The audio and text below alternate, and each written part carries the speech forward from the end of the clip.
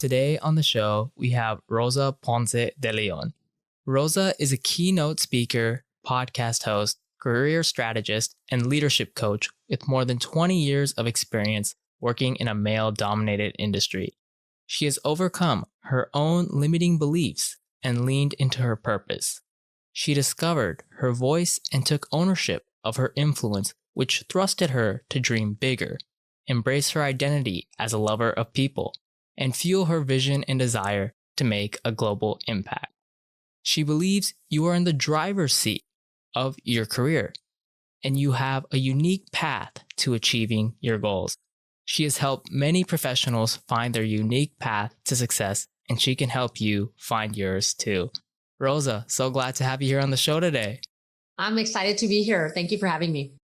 Yeah, so for the audience's context, Rosa and I, we met on a fellow podcasters platform called Matchmaker, as many of the listeners and viewers are pretty well accustomed to at this point into the podcast. But when I kind of came across Rosa's profile and saw how she was helping individuals really align their purpose, their own personal fulfillment within their professional vocational lives, I was immediately drawn to Rosa because one of the things that I think I related to a lot with Rosa is finding this innate ability within ourselves and trying to see where does that align within your own professional life? Where does that professional journey meet those innate abilities and kind of psychological tendencies we have as individuals, kind of really tapping into that uniqueness that I think in professional life we sometimes put to the side and don't really consider. And another thing that Rosa does is help individuals become purpose-driven leaders. And I think, especially given the events that have happened in the past year and how the world is in such great flux and people and organizations are really having to figure out new leadership styles, how to really galvanize a group of individuals towards working towards a particular mission in a completely new environment that we're living in nowadays. It's completely transformed the way in which organizations have to operate. And so today with Rosa, I'm excited to be chatting about how to become a purposeful leader in your professional life and become a purpose-driven professional at large. And so kind of to start off, I love it, Rosa, kind of touched on it a little bit in the intro. If you can give a little bit of background about your own experience in industry, working in a male-dominated industry, and kind of when that first moment came to you. Maybe it was when you first started working, or maybe when it was when you were younger. When did you first get interested in leadership and purpose-driven professional vocation? I think when we start talking about calling and purpose and things like that, I feel like you're kind of by design, you end up following a path that works for you. And what I mean by that is, let me give an example of being raised by my two immigrant parents. My father was always, both of them super hardworking. My mother was a homemaker and she always managed the household and the finances and things. And they were a team. And my father always had side jobs, side hustles to supplement our income. And so I was always helping him. And I was the oldest with three brothers. So I've always been, and tons of cousins. Both my parents come from big families. My dad's the eldest of 14. My mom, the eldest of 10. So always growing up around boys and girls and a little bit of a tomboy. So, so I knew I'd probably end up in something where I could be active, and I love being outside. So when I was in college, I ended up at UCLA. And when I was in college, there was a bulletin for a job application at a local police department. And growing up, I'm fortunate that we didn't really have a lot of encounters with the law. So all I thought is police officers give tickets. That's their only job. But I came to find out that in law enforcement, there's a ton of other stuff that happens. And in fact, I ended up being hired by this police department to help to develop policy on community-oriented policing, which meant that we wanted to have a relationship with the community, to have collaboration and relationships with the community so that we could together find solutions. So I became very interested in some of the approach behind that, and ultimately got hired by that police department as a police officer, and bounced around a little bit to where I'm now at a different municipal agency. And I've been in law enforcement for over 20 years now. So definitely a male-dominated industry. In my younger years, I was so excited just about the work. And again, just high degree of respect for my male peers. They always treated me as an equal for the most part. Once you start looking at leadership, though, a transition needs to happen. And for me, I always cite one example that was a turning point for me.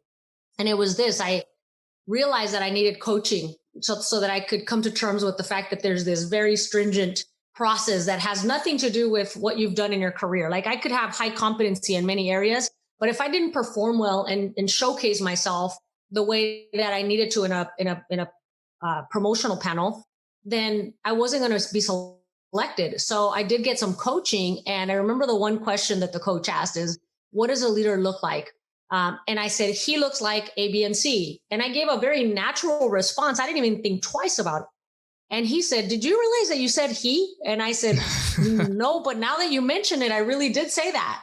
And it really, I mean, in the moment I took all the coaching, but I went home and I thought, man, how long have I been disqualifying myself from being a leader? And what do I look like? If I've been looking at all these men and I'm supposed to look like them, and that's wrong because I'm disqualifying myself, then what should I look like?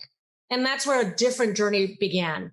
So I did get the help to succeed in the promotional process, but really the leadership journey and the self-discovery process began there for me as a leader.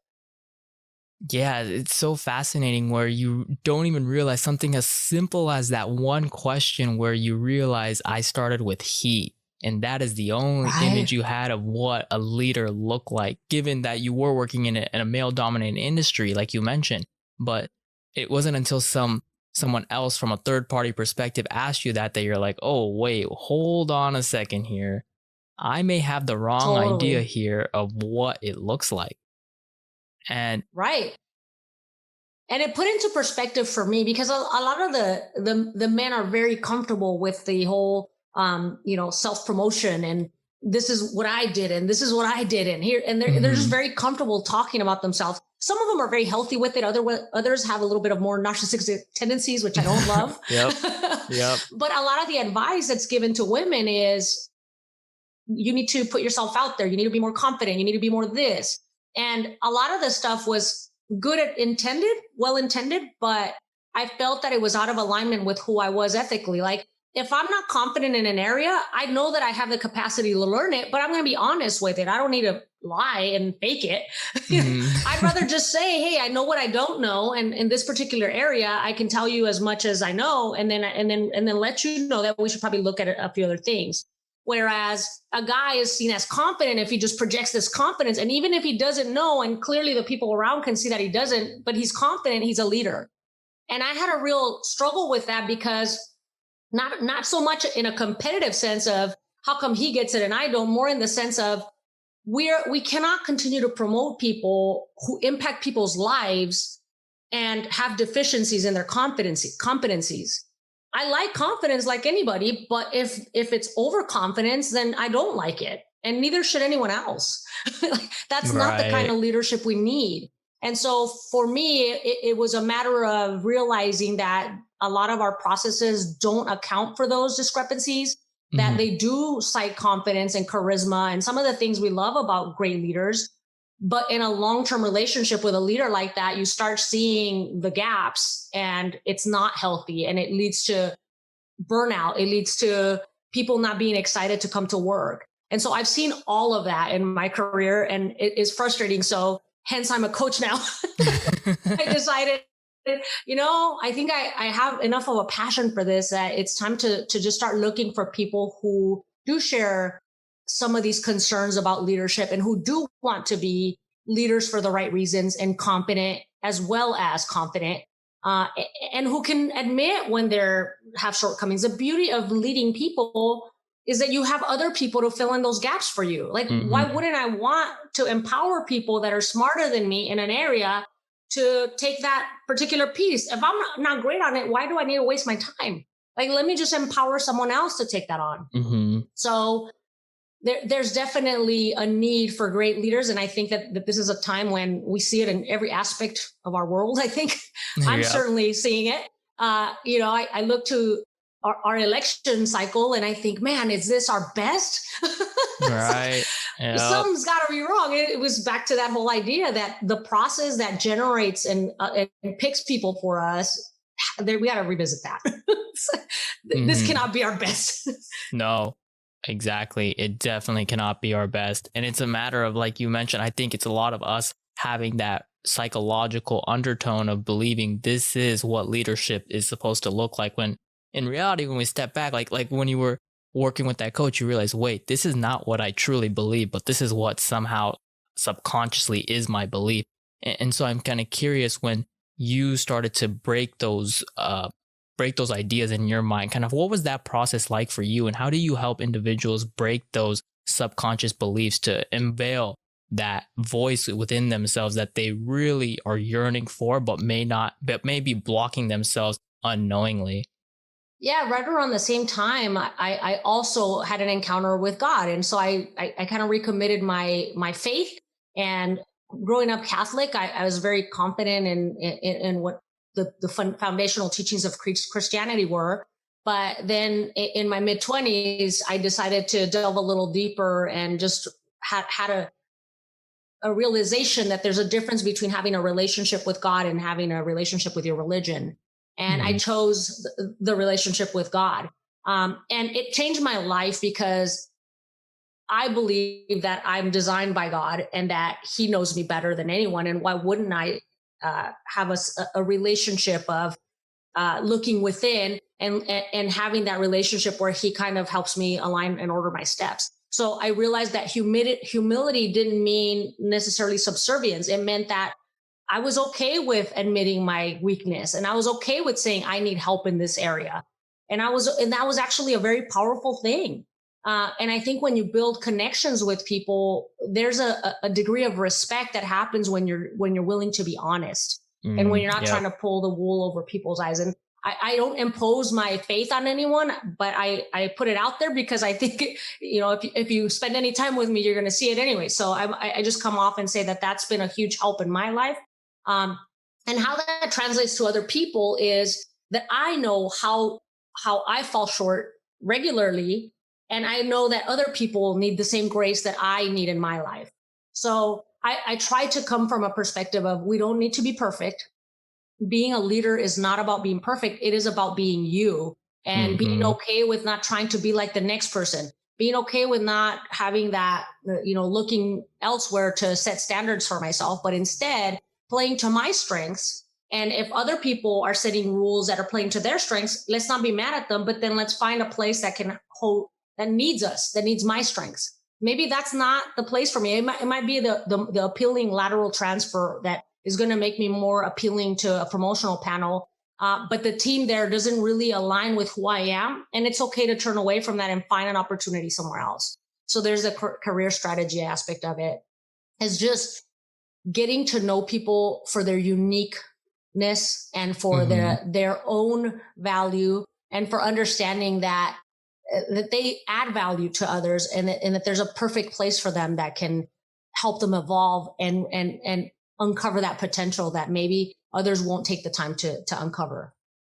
Right. And I love that idea that you kind of touched on in terms of being humble, and being Hmm. able to know that you don't know everything in a given situation or circumstance, but in the grand scheme of things, as a leader, you're there to help empower other individuals. That I would always to, lean towards the side that you'd rather be working with people who know more than you.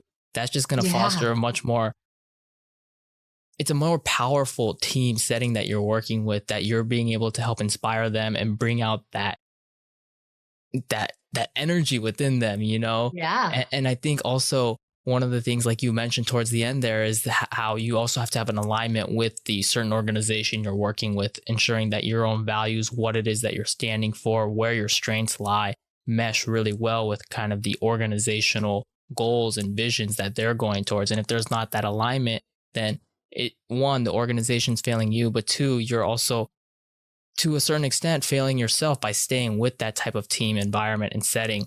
And this kind of really feeds from organizational leadership having a very metrics driven, kind of end result, events based driven type of ideology that may not go hand in hand with your strengths, with your own purpose and vision.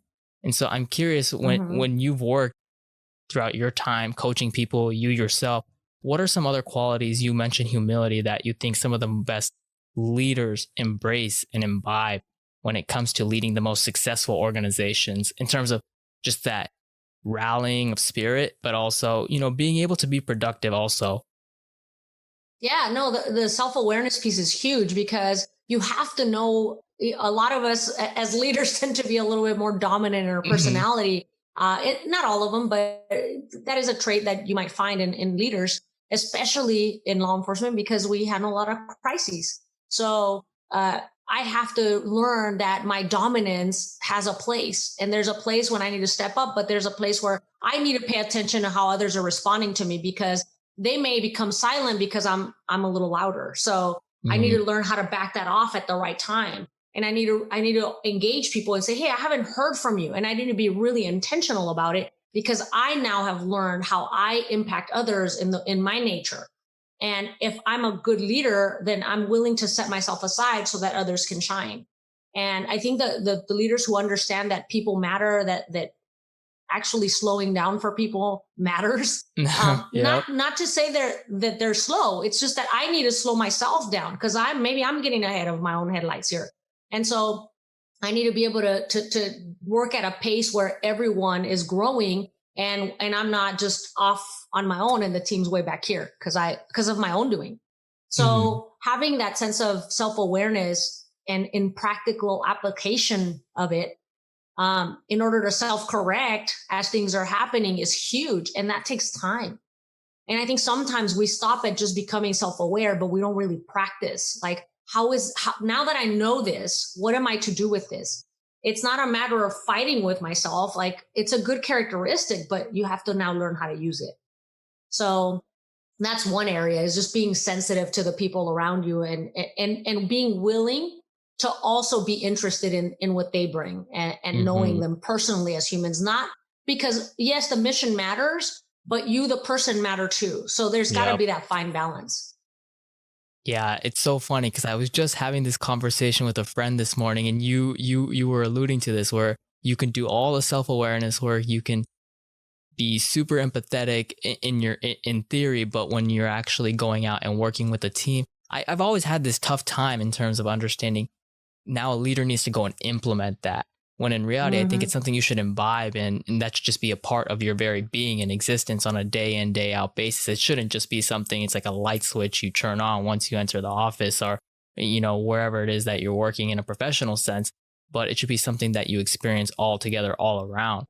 And so I'm kind of curious, kind of digging deeper into that. Where do you think is the issue when it comes to leaders then when they are just implementing it for the sake of, like you're mentioning, just, oh, this is something that a good leader should do versus truly and authentically being interested in the person, like you mentioned, outside of work? Because from personal experience, and I'm sure all the listeners and viewers and you, Rosa, can attest, you enjoy working in those organizations where it feels, as cliche as it sounds, it's very much like a family, and it's not just in Yes. the general sense you're saying it's a family. It truly is like a family. No, now you're talking a deeper level. We're going into culture setting, right? Hmm.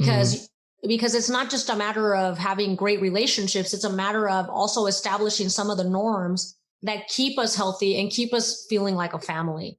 And, so having the ability to make time as a leader for the team to have not just team building exercises, but just to ask, hey, somebody had a child, let's make time for that. Or Hmm. somebody had a great change in their life, let's make time to acknowledge that. Yes, we have a deadline and we have meetings, but let's really make time to genuinely say, hey, this is exciting for all of us because we know it makes you happy.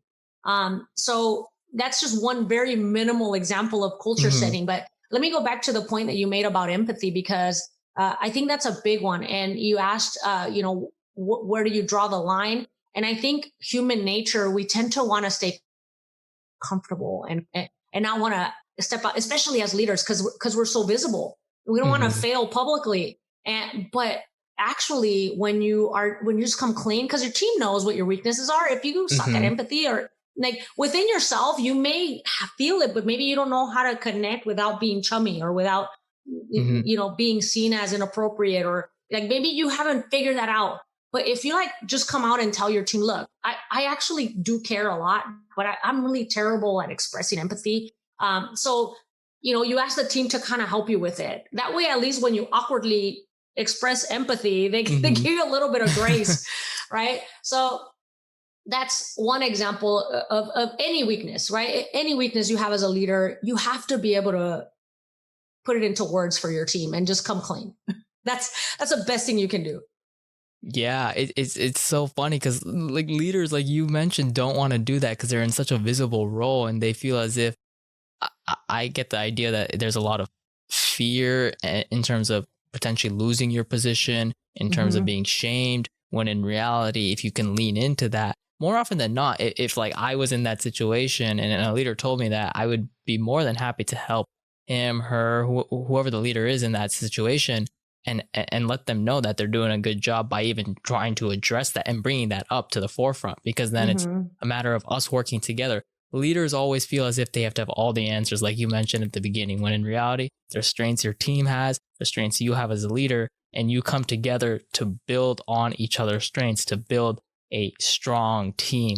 And so I don't know, what do you find is that light switch, that way in which leaders can finally embrace that vulnerability, that ability to lean into, I don't have all the answers, and you know, I want to let you know that I want to find the answers, but you know, I'm going to reach out to you to maybe help, not necessarily me as a leader, but us as a team find those answers.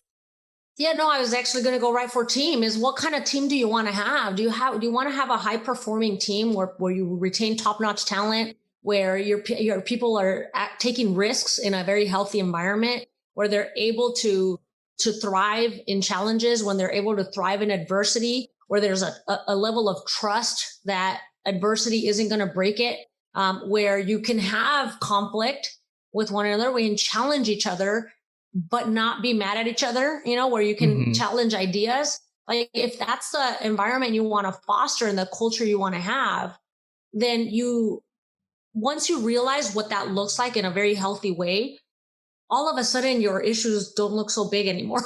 It's like, Right. because you're going for something so deep and so rich.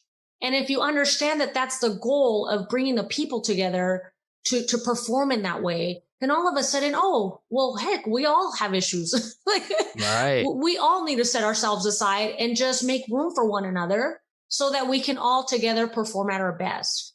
And I think that's the biggest thing is you have to have intention as to what kind of environment you want to create for the team so that you can all flourish. And when you are able to carry out that environment, it is usually a result of your ability to communicate, not just your vision for where we're going as a team, but your your ability to implement again those norms that Hmm. create good conflict, that create healthy ability to confront and provide negative feedback when it exists, right? Negative feedback in the sense of it's not welcomed, it's not like I'm not looking forward to it, but I do want the change that needs Hmm. to happen here so that I can be better for my team. So yeah, no, it comes down to seeing the bigger picture of what you want for the group. Yeah, definitely. I think one of the things that organizations do too often is focusing very short term and not looking at the bigger picture, like you're mentioning, when it comes to the culture, the norms, because that is a much longer duration of a project, quote unquote, that you're trying to work towards. Whereas there's other metrics that you as an organization may be attaching yourselves to. And then you think, oh, the culture, all of that, we'll say we're going to do this, we'll do that, we'll stick to this norm. But in reality, it goes to the wayside. And I think Hmm. really being able to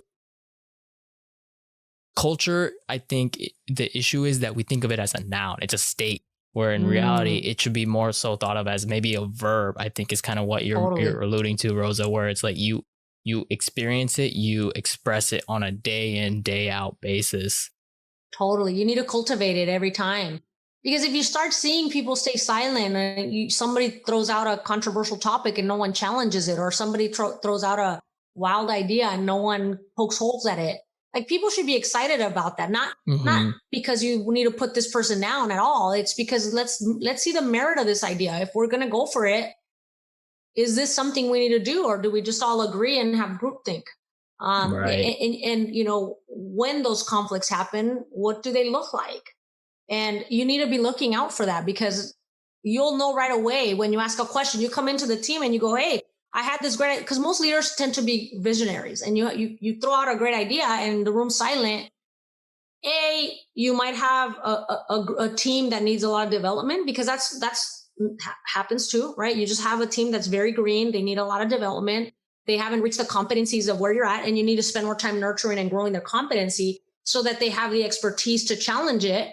Maybe you need to bring someone who's an expert who can gel with the team and kind of help you with that development, or bring in the training that's necessary, whatever the case may be. That may be the issue. And in that case, you might still have a good culture. You just have a lot of lack of experience. But then you might have the experience that you need. And in reality, everybody just has been, you've kind of trained it out of them. Something about your culture has now removed the ability of the team to speak up. They just learned that it's best if I just stay quiet. Right. And you don't want that. But you got to be paying attention. And if you are so task focused that you lose sight of the people, then you're going to see the results of that real quickly. And it happens little by little. So yeah, I think that, it may not be obvious right away. that's the thing. It happens very incrementally, and people just want go, go, go. That is the way that a lot of organizations operate, out of fear of maybe comparison against other organizations, their own belief, oh, I'm not doing a good enough job if I can't meet this deadline. But in reality, you need to be able to think. I think it comes down to the longer term vision. And we have a very short-sighted type of approach when it comes to a lot of leaders and how they go about leading the organization. And so I'm curious, from your time studying and being in all these different organizations, you leading groups of people and teams yourself, and helping leaders develop these types of skills themselves, what are some of the strategies you found that can help professionals transform the workplace, or transform the face in the workplace, build that confidence in themselves, and become more purpose-driven leaders? Irrespective, I think also we don't want to limit this either to just leaders as well. Also, those who may report up to a leader, how can they, develop these types of skill sets? Some of this just depends on the size of the team, right? So a bigger organization, it may be a little harder to have that one-on-one time with everybody. It's just not going to be possible for the CEO to meet with everyone. But there are certain controls that you can implement where, maybe you're only interacting with your middle managers, which is healthy, because they should have a very healthy relationship with their people. And in a perfect world, there's very clean, open lines of communication, and your middle managers are giving you the exact sight picture of what the team underneath them is doing, and who's performing and who's not, and what's going on. So you have a very clear sight picture. But the world is not perfect. So you have to assume that at some point, there's going to be some biases that might start to creep in. So you definitely want to make time to kind of, connect with some of the teams, maybe show up and be present, be accessible, or bring in an outside help that can come in, which is a lot of what I do as well. You come in and you start talking to the teams, and you start figuring out, hey, this is a culture you think you have, but what you really have is over here. Yeah. And so and a lot of the times we promote people based on charisma, but we don't always test for the competencies very well to lead.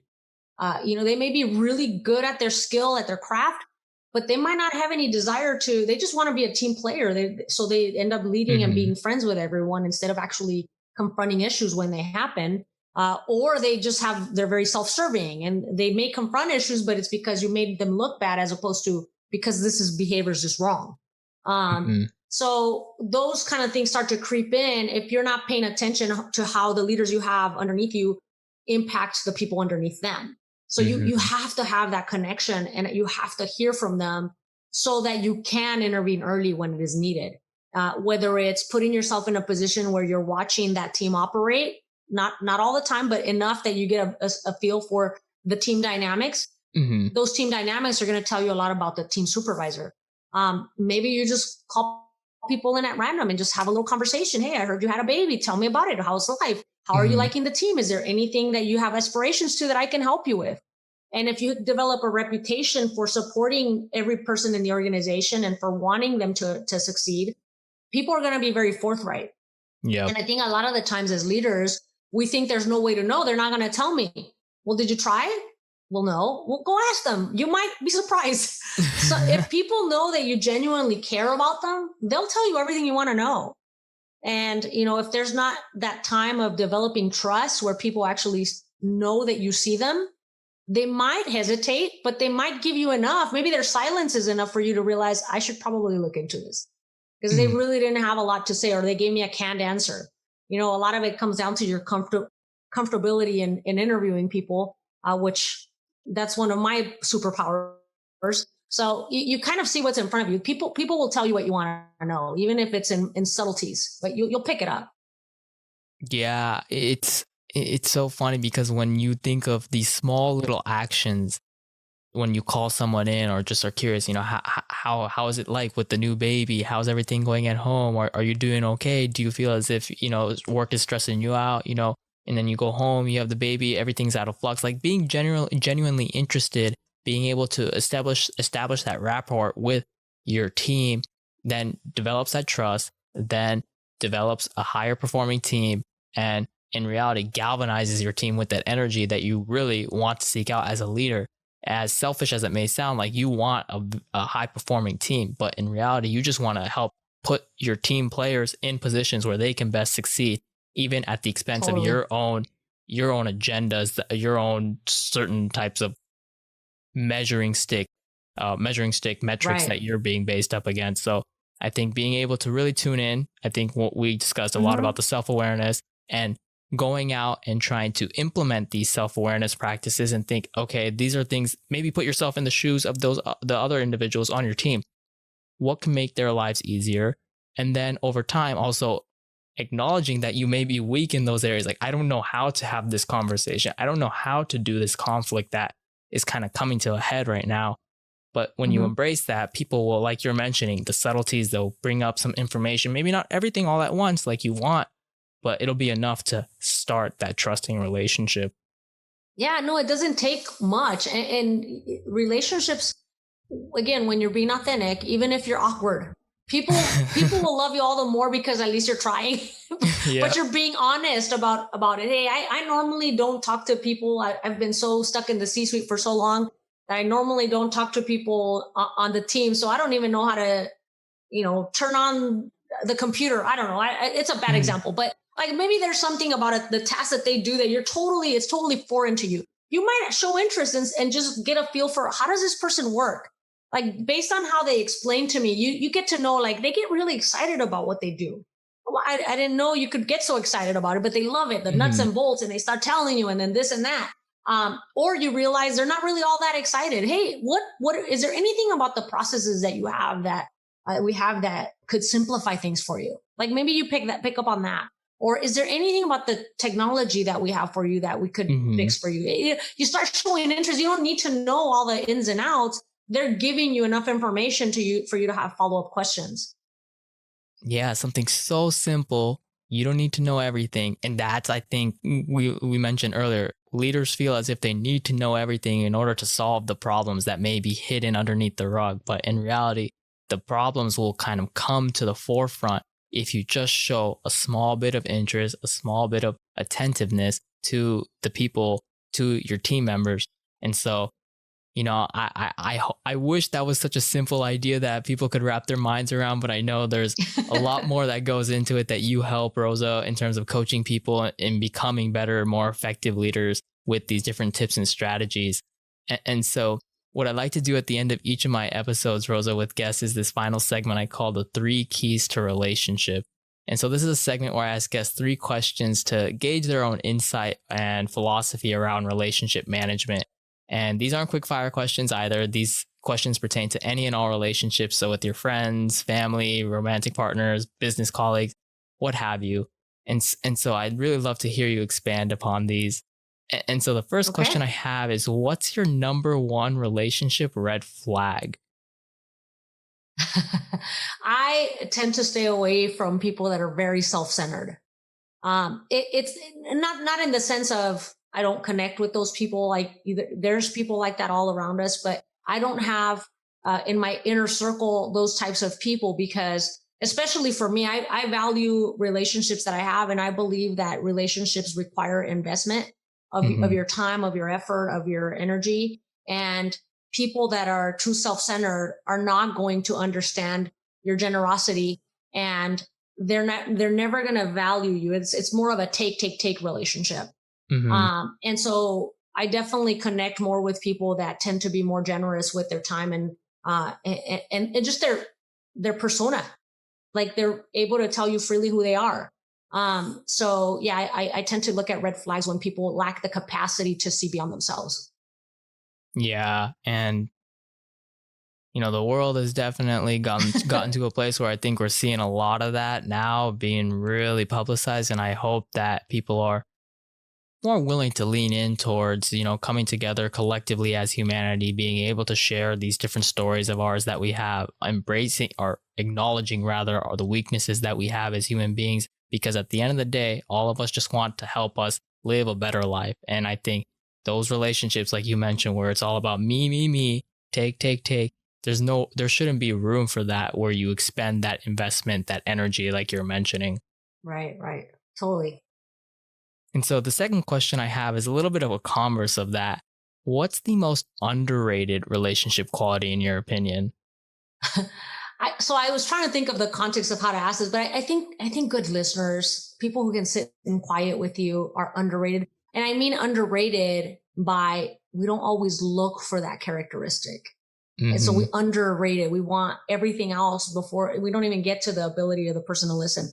But like, I think when you find someone who really listens to you and who is willing to just sit there in the quiet moments, and not feel like they need to do anything, like those are people that you really want to value because they're comfortable in their skin, and again, they see past themselves to see you and appreciate you.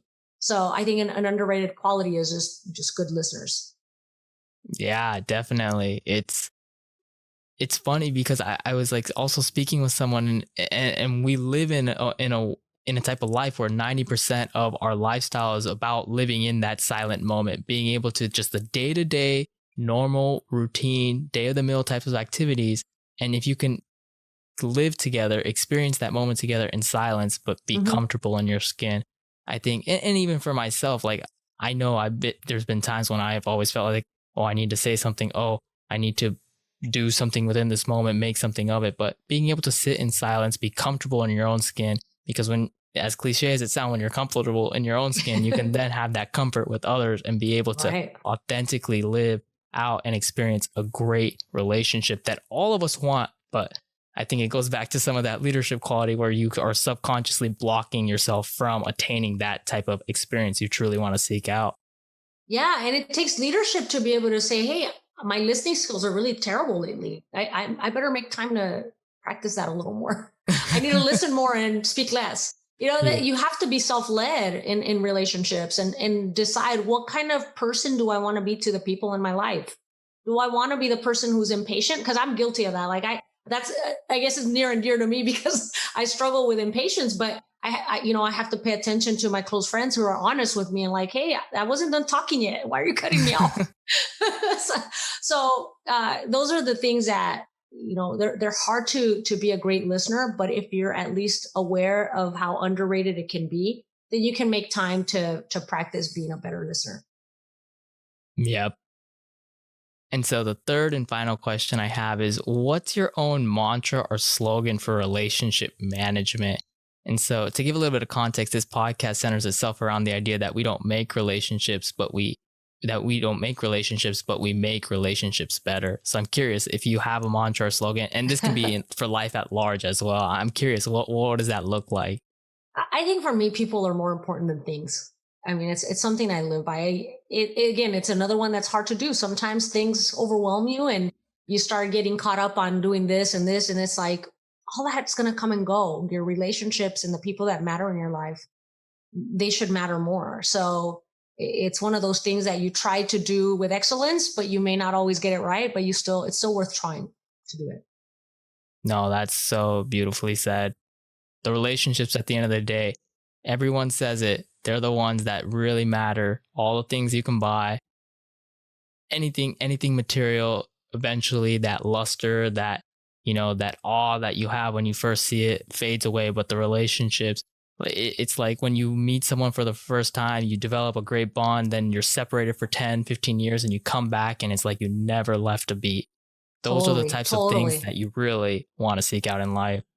And that brings up a great point because you want to invest time with your friends, but the reality is you can't have a ton of friends and invest time in all of them. And so Hmm. there are those kind of periphery friendships that you developed a bond with them when the season was there.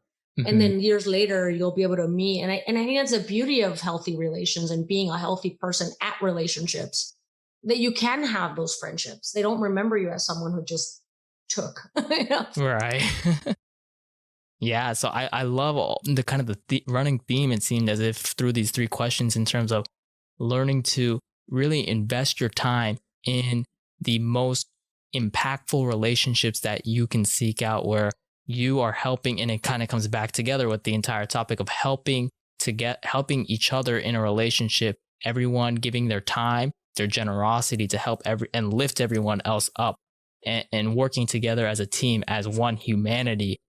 And so Mhm. I love all these responses that you gave, Rosa. And I think when it comes back to leadership, if we can keep these ideas in mind, people over maybe metrics, Mhm. ensure that Mhm. you develop and invest into the relationships you have with your team members, it's going to go far beyond what you could ever imagine than what you would seek out and experience if you just focused on, I need you to do this task or this task, whatever the case may be. And so, Rosa, this has been such a great conversation. I'm sure that the viewers and listeners have learned a great deal when it comes to becoming more purpose driven leaders, as well as just purpose driven professionals. And for those who are interested in working with you, maybe organizations that want to, uncover some of those psychological subconscious beliefs that they have when it comes to leadership, how can people best get connected with you?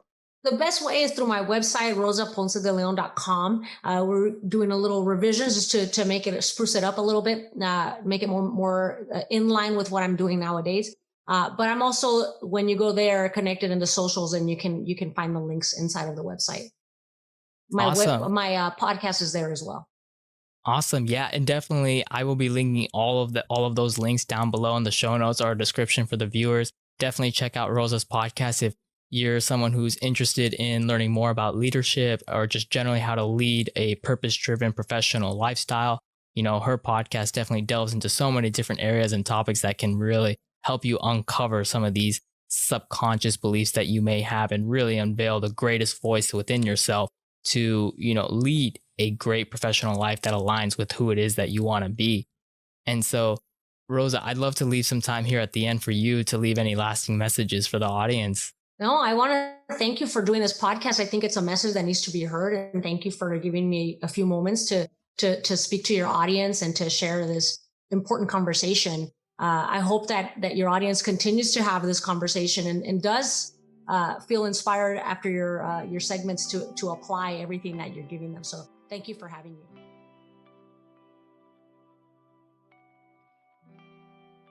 Hey everyone, my name is Shadman Rahman, and thanks for tuning in to my YouTube channel today. I hope you found this episode of the Between Us podcast enjoyable, and that you're walking away feeling entertained, inspired, and/or motivated. If you particularly enjoyed this episode, please go ahead and smash the like button down below and leave your thoughts in the comments section. And if you'd like to go ahead and keep up with the podcast, go ahead and follow our social media. And please go ahead and subscribe to the channel and turn on the notification bell, so that way you can find out about new episodes as soon as they're released. Until next time, everyone, take care, and we'll see you all in the next episode.